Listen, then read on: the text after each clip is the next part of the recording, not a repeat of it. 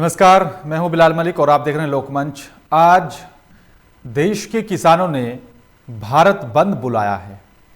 भारत बंद का ऐलान इसलिए किसानों ने किया क्योंकि कृषि बिल जो है उसके खिलाफ लगातार किसान आंदोलन कर रहे हैं और सरकार से कई बार बातचीत की लेकिन समाधान नहीं हुआ है, जिसके बाद देश के अन्नदाता ने भारत बंद का ऐलान किया और किसानों को देश के 24 संगठनों का साथ मिला। विपक्ष भी किसानों के साथ खड़ा हुआ है, लेकिन सरकार किसानों को लेकर ठोस कदम उठाने को तैयार नहीं है। भारत बंद का असर पूरे देश में लगातार देखा जा रहा है। किसानों को समर्थन मिल रहा है और किसान संगठनों की तरफ से यह भी दावा किया गया है कि भारत बंद के दौरान किसी भी असामाजिक घटनाओं में शामिल ना हो, शांतिपूर्वक तरीके से किसान आंदोलन कर रहे हैं। और आज भारत बंद को भी यही कहा गया था कि शांतिपूर्ण तरीके से भारत बंद रहेगा, जिसका असर भी देखा जा रहा है। और इस पर विस्तार से बातचीत करने के लिए खास जो है चर्चा करने के मेरे लिए जो है सीधा उम्मेद पहलवान सपा नेता मेरे साथ सीधा लाइव जुड़ रहे हैं। उम्मेद पहलवान जी, आपका बहुत बहुत स्वागत है लोकमंच पर। सर, कैसे देखते हैं आप किसानों का आज भारत बंद है, कितना समर्थन और कितना कामयाब? देखिए, सबसे पहले तो मैं आपके चैनल का धन्यवाद देता हूं।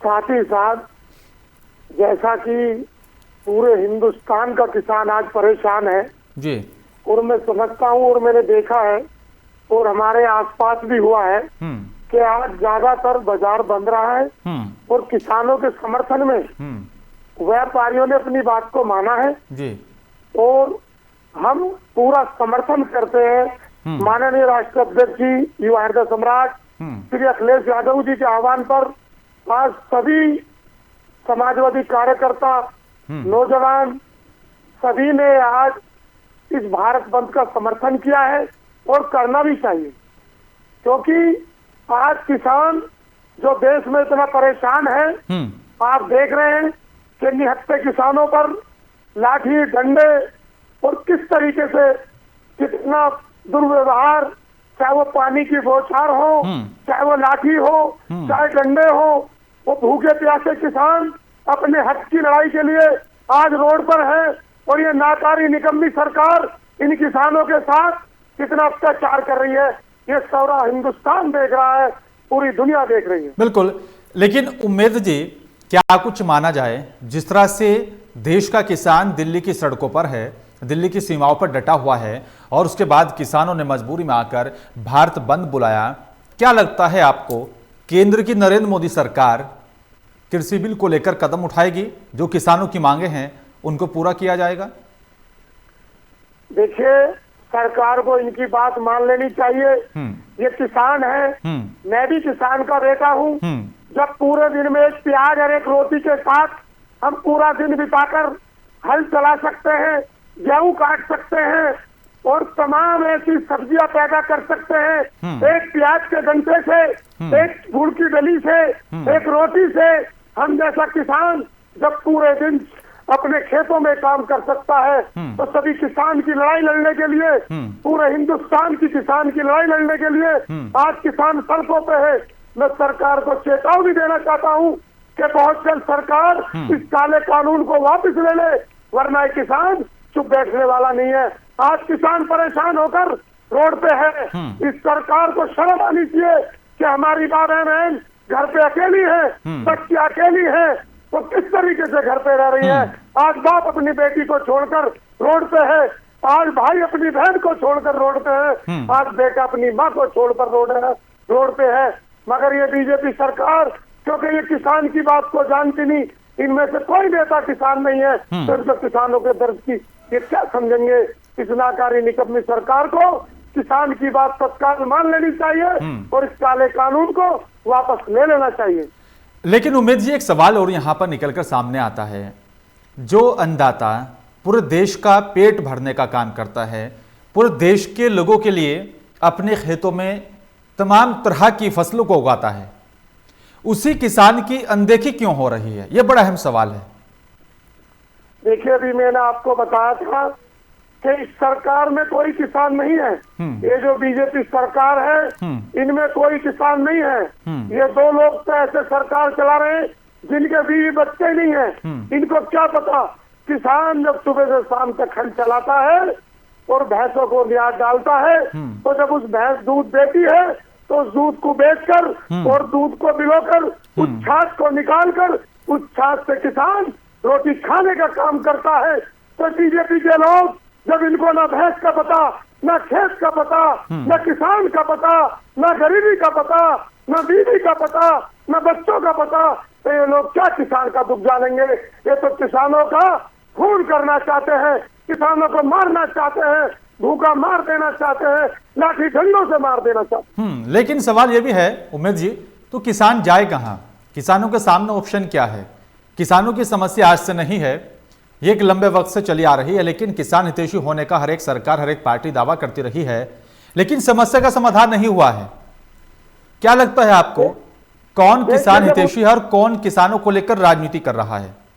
देखिए, जब उत्तर प्रदेश में समाजवादी पार्टी की माननीय अखिलेश यादव जी की सरकार थी, तो आप रिकॉर्ड उठाकर देख लीजिए कि हमारे यहाँ सिंचाई फ्री थी, बिजली के बिल माफ किए किसानों के, किसानों का गन्ने का पैसा ठीक भुगतान पे दिया, ज्यादा दिया, और कोई किसान अगर सांप बिच्छू काटने से किसी कारण उसकी मृत्यु हो गई तो उसको 5-5 लाख देने का काम किया।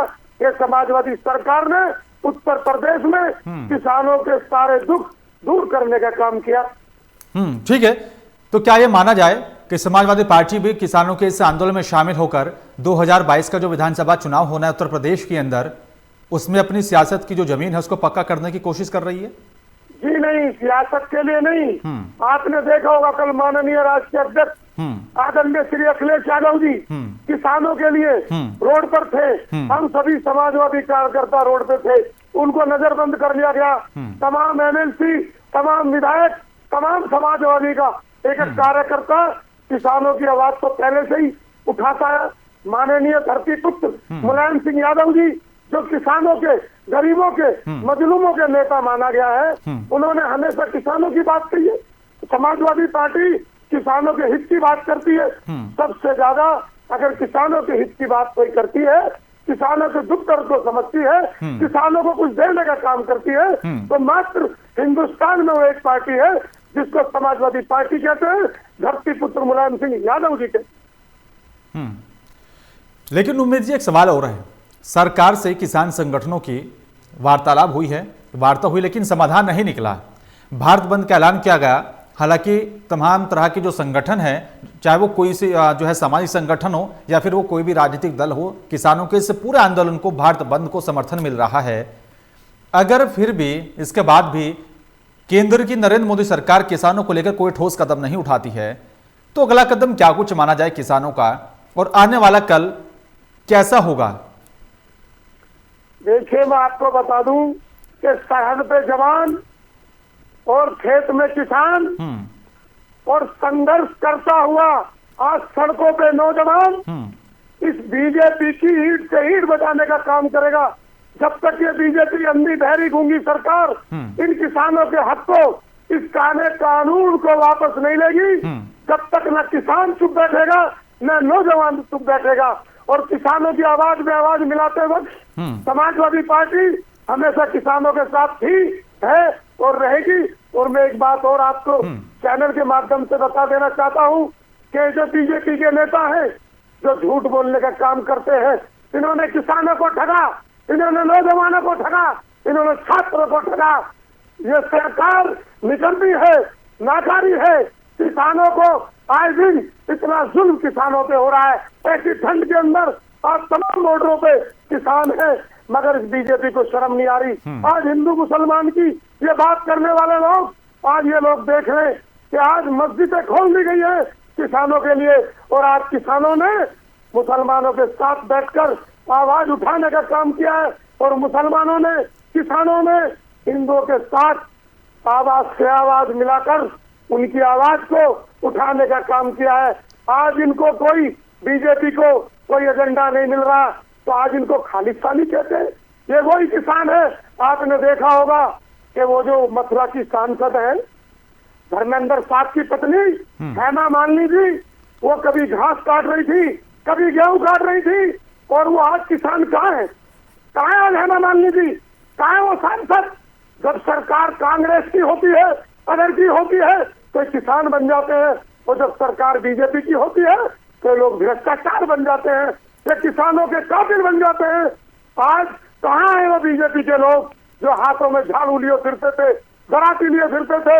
आज इनको सड़कों पे किसान नहीं दिखाई दे रहा, आज ठीक है सर, बूढ़ी माँ नहीं दिखाई दे रही, ठीक है, आज इनको बूढ़े लोग नहीं दिखाई दे रहे, आज भूखे प्यासे किसान, इन्होंने अपनी आंखें बंद कर ली बीजेपी वालों में। ठीक है सर, शर्म आनी चाहिए। उमेश जी आपसे मेरा एक और आखिरी सवाल है, किसानों की समस्या का समाधान कैसे होगा? यह बड़ा अहम सवाल है सर। देखिए, ये कानून जो काला कानून है उसको ये वापस ले।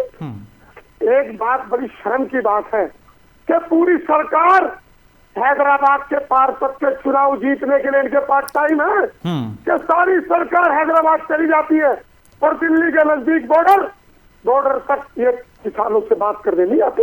अरे अगर तुमको शर्म आनी चाहिए कि तुम हैदराबाद पार्षद का चुनाव जीतने चले जाते हो, और उससे बड़ी शर्म की बात यह है कि आप पार्षद के चुनाव जीतने के लिए आप काशी विश्वनाथ वाराणसी की जो प्रधानमंत्री जहां से सांसद है वहां की 2 सीट समाजवादी पार्टी ने एमएलसी की जीत कर दिखाई है। इनको शर्म आनी चाहिए कि आप बॉर्डर पर बैठे किसानों से बात करने को तैयार नहीं, और हैदराबाद में पूरी सरकार आप सब पार्षदों का चुनाव जीतने के लिए चले जाते हैं। इससे शर्म की बात क्या होगी? इनको काला कानून वापस लेना चाहिए। हम किसानों के साथ थे, हैं और रहेंगे। ठीक है सर, और हमेशा समाजवादी पार्टी, बिल्कुल, चाहे वो माननीय धरती पुत्र मुलायम सिंह यादव जी हो, चाहे माननीय आदरणीय श्री अखिलेश यादव जी। बिल्कुल उमेश जी, लगातार किसानों की समस्या का समाधान करने को लेकर सरकार को कदम उठाना होगा। किसान परेशान है, तभी सड़कों पर है, किसान को खेत में काम करना चाहिए, लेकिन किसान सड़कों पर उतरकर अपने हक की लड़ाई लड़ रहा है। शुक्रिया आपका उमेश जी, आपने अपना कीमती वक्त निकाला हमसे विस्तार से बातचीत करने के लिए, बहुत बहुत धन्यवाद आपका। लेकिन सवाल यही है कि किसानों की समस्या का समाधान करने को लेकर क्या कुछ कदम केंद्र की नरेंद्र मोदी सरकार उठाएगी? लेकिन जो आज भारत बंद का जो आह्वान किया गया था किसान संगठनों की तरफ से, उसका पूरा देश में यहाँ पर असर देखने को मिल रहा है। फिलहाल मेरे साथ सिर्फ इतना ही। नमस्कार।